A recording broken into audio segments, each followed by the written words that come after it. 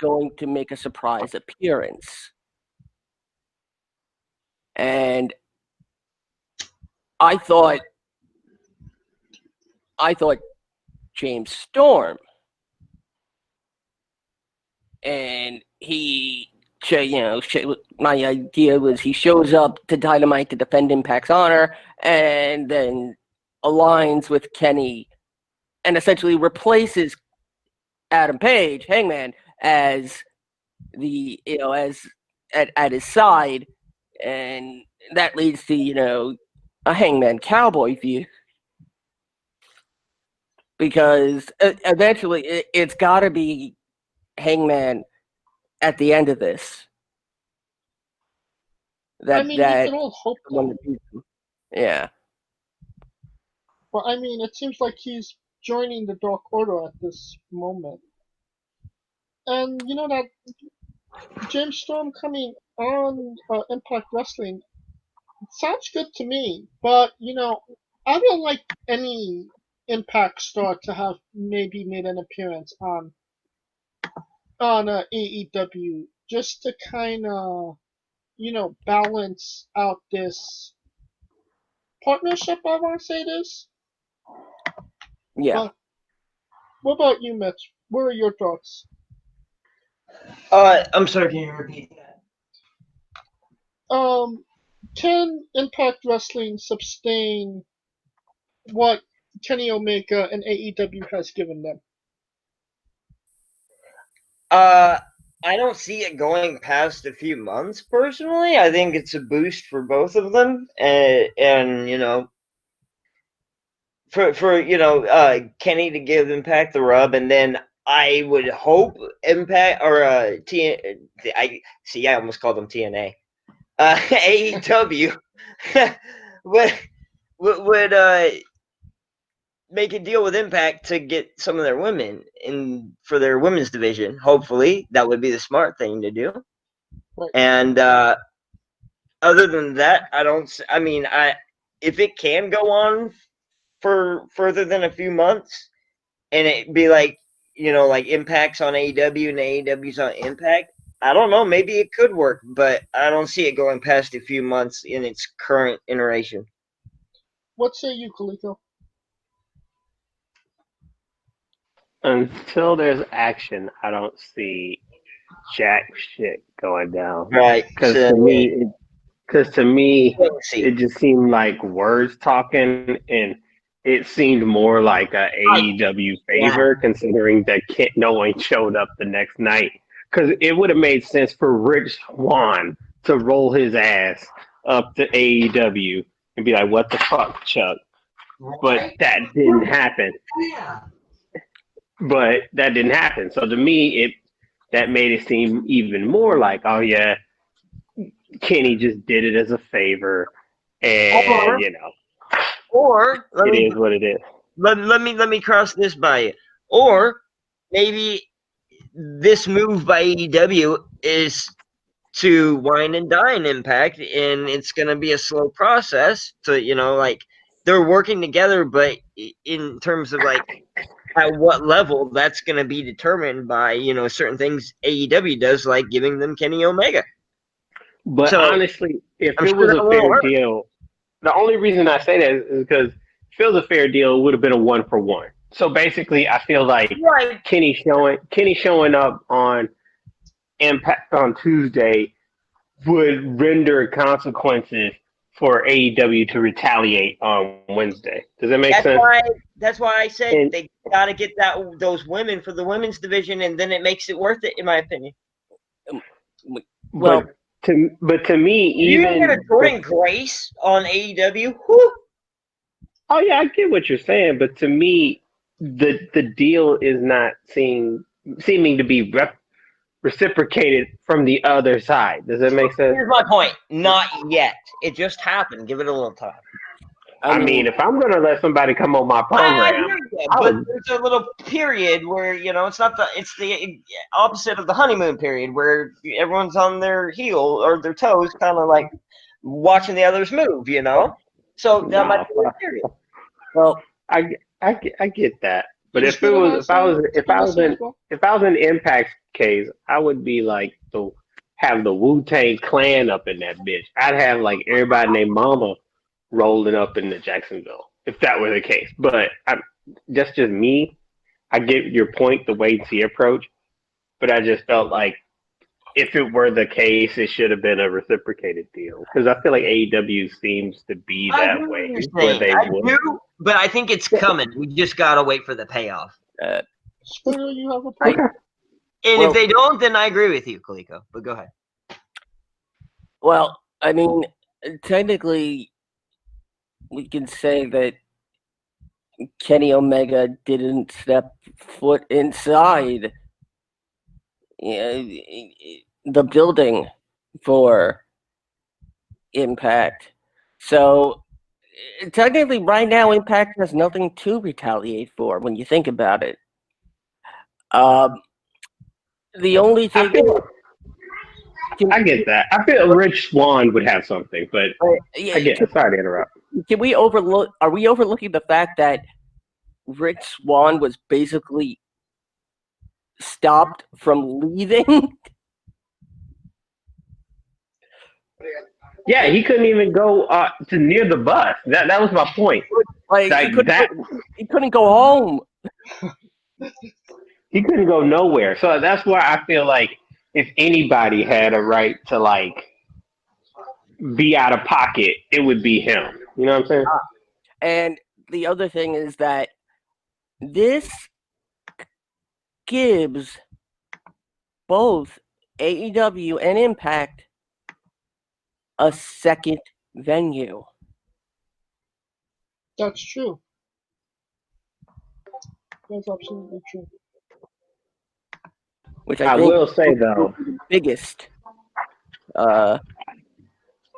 benefit. I will say this: the fact that they had a two-seater helicopter and AEW tried to make it seem like Don Callis came out the helicopter. Hey, you ain't fooling nobody, bro. You ain't fooling nobody. Fuck is y'all talking about, son? Like, I'm looking like, yo, two-seater helicopter. And I'm like, oh yeah, Kitty came out, and then So, Don just happened to pop out. So I'm like, bro, no, that ain't how that works. a bus to a helicopter, and then a unicycle, and then it was like a clown car. Yeah, they made it clown cars as hell. Like, I Next, see y'all. next thing on the agenda is WWE is bringing Otis, Keith Lee, Baba Kato, Dio Madden, and Omos back to the Performance Center for some training. In a class that will be taught by Adam Pearce and Drew Gulak. The only name that really shocks me on this list is Keith Lee, considering that he's probably the biggest, the most athletic out of all of them. Why would he need training? That doesn't make any sense to me. That's what kind of struck me as Unless crazy. it's about weight. Well, I mean, these are all pretty big guys. Right, that's what I was gathering from that. Yeah, it's all these big guys. Right, so I think it has to do with the Mark Henry, Yokozuna, yeah, kind of like the trimmed down kind of situation that Vince does with bigger guys. You see that to be a benefit But it sounds to like these me. guys? Or do you think that maybe not so much? Say that again, I didn't hear you. I'm sorry. Do you think that will benefit these other guys like Otis and Baba Kato? I mean, almost hasn't even had a match yet, so it's definitely going to benefit him. I don't know if it'll benefit if they can thrive in the situation and do what Vince wants. And I mean, if he's expecting them to cut weight and get thinner, I don't know what he's expecting. So it just depends on the situation and per individual person. What say you, Scooter? What's the question? No, actually, I was taking care of something. Oh, you I'll seriously jump don't know in. the you seriously don't know Yeah, the we're question. catching a bit, dude. I'm telling you. I got you. I got you. Cause I don't know, man. To me, I don't think it's the weight. I think it's more. Okay. Keep in mind, Keith Lee's been in NXT for what, a year and a half?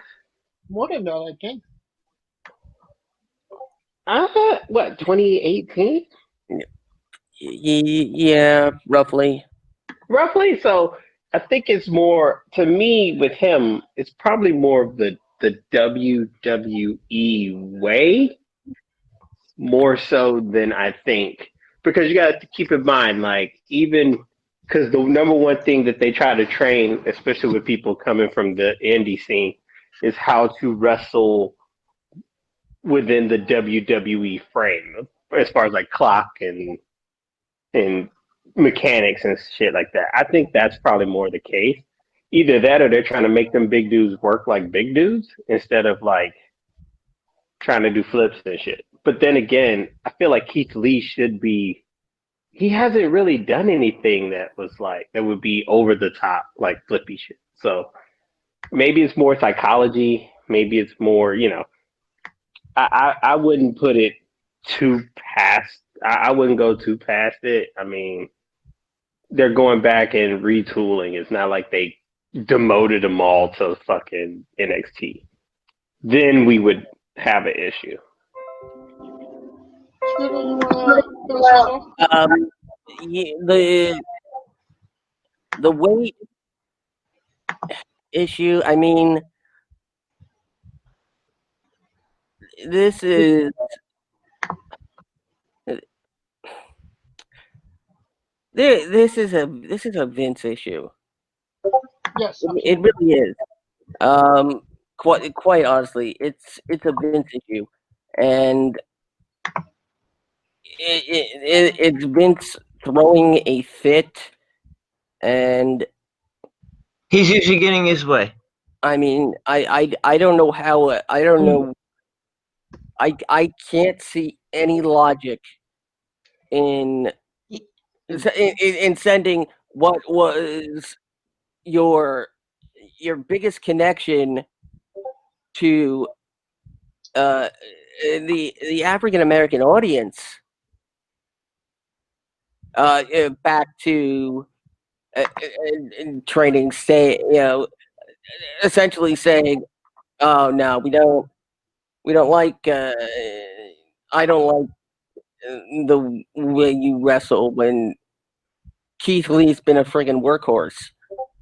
It's been a meme that Vince, like on a flip of the dime, if your hair is wrong one day, or if you go walk to the left too much one day, that Vince picks up on it and doesn't let you live it down. It's like a meme by Well, now. I mean, the other guys that were confirmed, I mean, Otis, Barricado, Dio Madden, almost, they're all not exactly the most athletic guys. And they are maybe bigger than Keith Lee in size stature. Do you think that they only drew Keith Lee into the mix to maybe lead by example and kind of take that spot as top of the class, kind of, sort of? I wouldn't put it past them because Keith Lee, he seems to be more a company guy than anybody. So he's not going to be the guy to throw a bitch fit. Right. I mean, and that's why I'm like, I feel like we're throwing a bitch fit for something where he's not probably even looking at it like that. So, especially when you saw the documentary. So to me, it just seems more like he's going to be like, fuck it, all right, whatever, do whatever. So that's why I'm saying that's why I think the way I think about it. Fair enough. Alright, and it is time for the review segment of the show. We are wrestling with NXT War Games Takeover. And it was last Sunday. And the first match out was Team Candice LeRae defeating Team Shotzi Blackheart in a War Games match. Scooter, your thoughts on the match? Uh, it was a great War Games match that for some reason it just seemed like it ended abruptly. And I mean, I think that's the only really bad thing with Raquel Gonzalez pinning the NXT Women's Champion to win the match. Right. It's just great match. The finish took me out of it a little bit. And it doesn't exactly seem that's where Io Shirai is heading if you watched NXT on Wednesday as well. You know what I mean? Yeah. What about you, Kaliko? What was your thoughts on the match? It was a great opening match. I felt like Scooter's right in the point because I feel like that should have been. I felt like that's supposed to have been Candace pinning Io because I feel like that was going to send the point home. But I think Candace got hurt, and I already know exactly where she got hurt, where she put her freaking wrists up when Shotzi did the whole dove off the ladder, and I'm like, yo, no. Gravity says otherwise, my man. But honestly, even with that, the fact that Raquel Gonzalez got the win, it even by happenstance, it made her seem like the opposite of what Rhea Ripley is. She's going to be a big heel. I don't necessarily Maybe not immediately, but it's something to keep your eyes on down the line. I don't necessarily think that she has the ability of Rhea Ripley, but they're certainly trying something with her. And yeah, Mitch. No, I didn't say anything.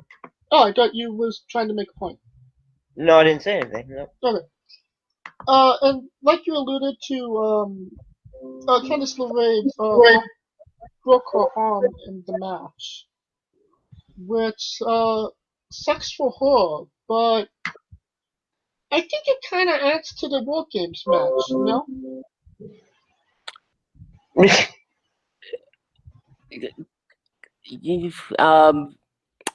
I mean, as far as cementing the brutality of it, but I don't exactly think it's going to be a positive.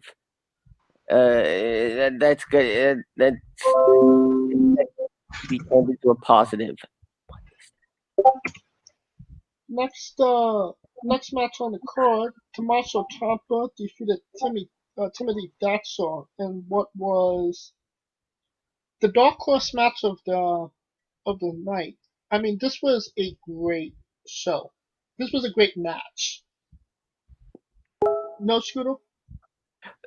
Yes, another great match with another seemingly out of nowhere ending. Right. I mean, And it kind of obviously Willow Bell is Ciampa's new finisher. I mean, it's usually the setup for the fairy tale ending, but this I get what they were trying to do. They're almost trying to essentially make like Ciampa and Thatcher mirror each other in a way, and I think that's going. I think we may end up with Ciampa and Thatcher as allies at some point. That's a scary thought, isn't it? Yeah. Well, but what's a you, Kaliko? Let the record show 2 for 2 so far in calling these matches. I think I had a perfect card. I might have had a perfect card. You might want to pull that up, pull the tape. Anyways, good match though. And yeah, I see Scooter Point, but yeah, Thatcher had a fucked up eardrum. Yeah, that That would be obvious reason why that match was like, blood ain't supposed to be coming from there. yeah.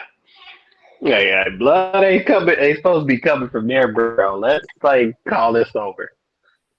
But another hard hitting match. Lost his hearing. Lost some hearing after that. I mean, it was a pretty bad match. You mean in a good sense. Next up, Dexter Lumis defeated Cameron Grimes in a strap match.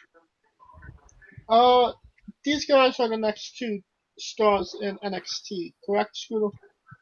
Yeah, and there's no doubt in my mind that if there was an actual crowd, they would be on fire for Lumis.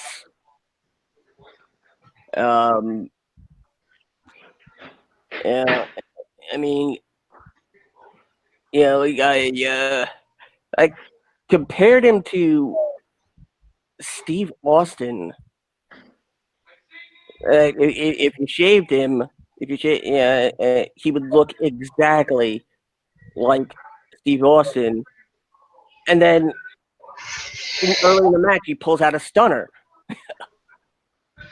And a double a spine spine buster. What's it called? Lutez press. The Thez press. Thez press. Like you can't tell me they're not gonna push this guy to the moon soon. Is that a pun considering who he wrestled? To the moon. And you know what? I gonna say the same for Cameron Grimes, because if there was a crowd, he'd be getting massive jeers. And Cameron Grimes,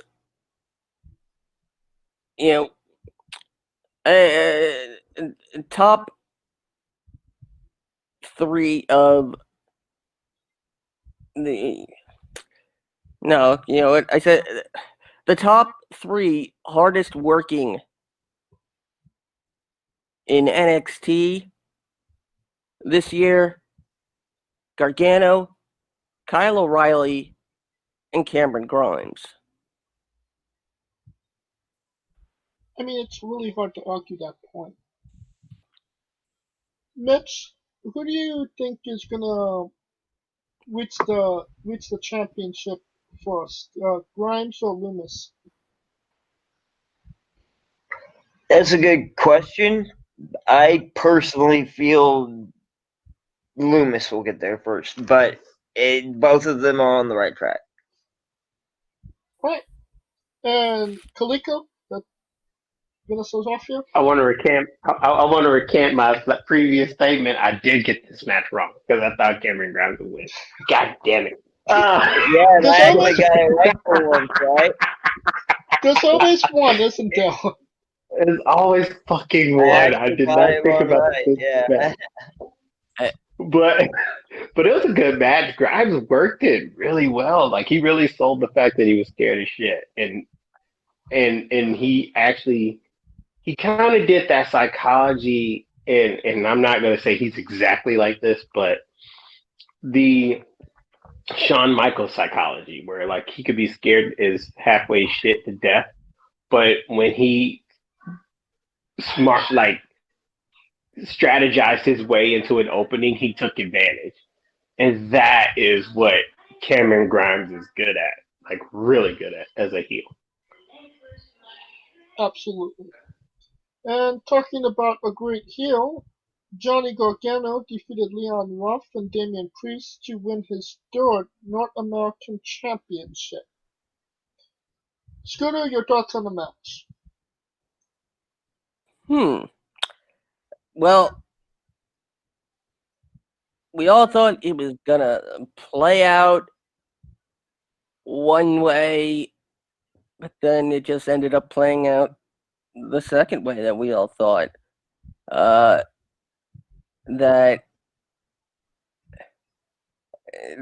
it was just gonna be, not exactly a straight up win for Gargano, but now with Gargano establishing the way, which really, I could see, Disney getting upset over that. If he says this is the way, I expect Mando to be right there and just blast him right in the head. Oh, without a doubt. But the storytelling in this match was great. It was absolutely great, with the dynamic between Leon Ruff and Damian Priest. And I think they need to explore that a little bit further. I mean, yeah, they're sticking to pushing Ruff. Right. He's teaming with Kushida to face Gargano and Theory, which, I mean, I'm guessing this is going to lead more to Kushida and Gargano. I mean, but everybody knows whoever gets first dibs on Gargano is winning the championship, right? True. No. not this time. And what did I tell you about Gargano and his record for the North American title at Takeovers? He's only lost one. But the fact that essentially, while we saw Austin Theory get involved, it was Leon Ruff that was the reason that Damian Priest didn't win. Austin Theory was the reason Leon Ruff didn't win.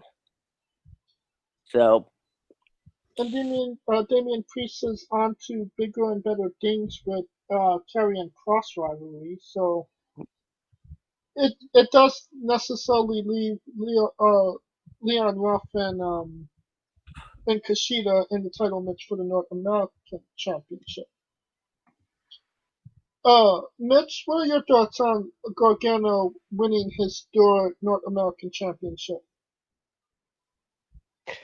It wasn't shocking to me. I kind of expected it. I guess he's focusing on just the North American title instead of going for the NXT World title. He's in his comfort zone. Not much more I can say about that than good job for Gargano. What about you, Kaliko? I like the fact that Gargano, the whole time of the match, was never trying to pin Priest. Like that dynamic.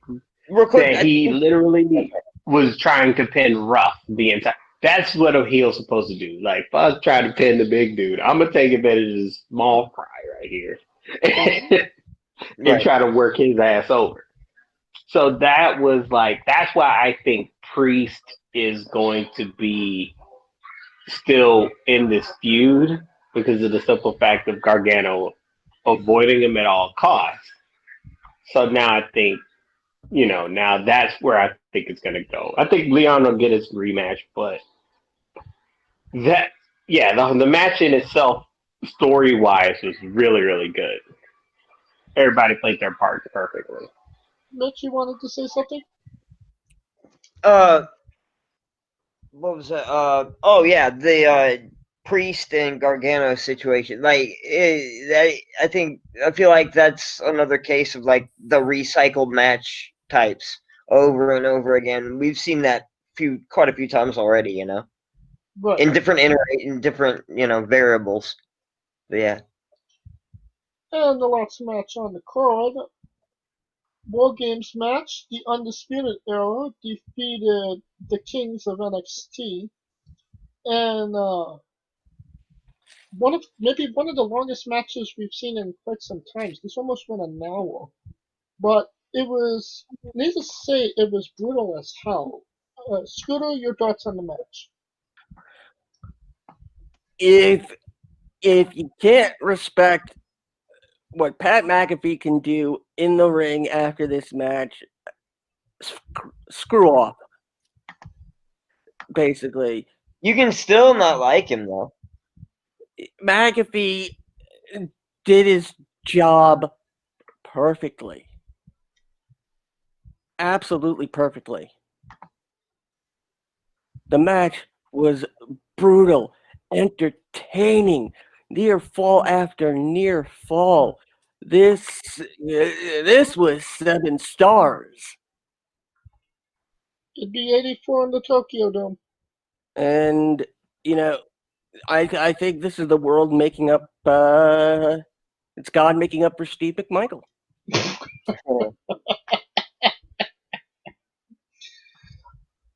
Mitch, your thoughts? I'm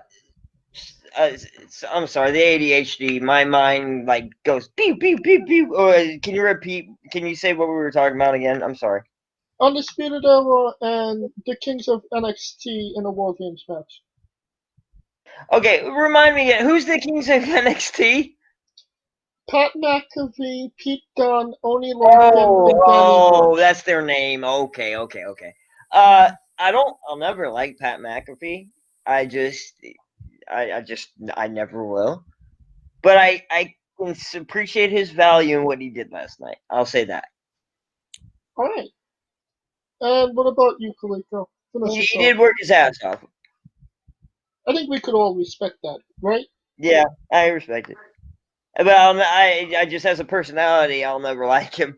I don't think that you're the only person. Right. Kaliko? Yeah, I'm here. The match. I think I like the fact that Pat McAfee the next day wore a neck brace on his damn TV show and sold the fucking match. I think that was more important than anything in the fucking world. The fact that he did just like not sell it. You know what I'm saying? The fact that he was like, they're gonna pay and he's sore as shit. You know what I mean? That to me shows that he cares about the damn business. The damn business. Fuck it. He cares about the damn business. But I mean, the Undisputed Era winning the Undisputed Era War Games, I feel like they should just name it after him because I feel like they've been in every last fucking one of these things. Just call it the Undisputed War Games or some shit like that, right? But it was.